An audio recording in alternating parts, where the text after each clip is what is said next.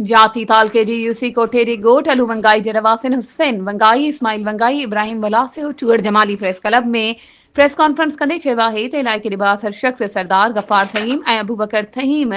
2013 में मुख्तियार ख़ार जाती ऐं हद जे तपेदारनि सां मिली भगत करे देवाराईअ में असांजा खणत खयल ब्लॉक जेके असांखे रेवेन्यू पारां अलॉट कया विया हुआ इन्हनि जूं जाली दाख़िलाऊं कराए छॾियूं आहिनि। असांखे अलॉट कयल block number revenue board branch office ऐं मुख्तियार ख़ार ऑफिस में बि असांजे नाले ते चढ़ियल आहिनि, पर सरदार गफ़ार थहीम टोटल 403 एकड़नि जी रेवेन्यू अमले जी गठ जोड़ सां 7 फॉर्म ते दाख़िला रखाई आहे।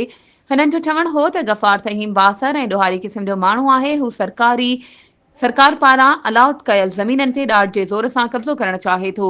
जेका सां ग़रीबनि सां सरासर ज़्यादती आहे। हुननि सिंध जे वॾे वज़ीर सैयद मुराद अली शाह, हैदराबाद कमिश्नर DC सिजावल ऐं ॿियनि वसवारनि खां मुतालबो कयो आहे त सरदार गफ़ार तहीम ऐं अबू बकर तहीम जे नाले ते थियल जाली दाख़िलाऊं रद्द करे असां सां इंसाफ़ कयो वञे। वधीक ख़बरुनि ऐं अपडेट्स जे लाइ असांजे चैनल खे सब्सक्राइब कयो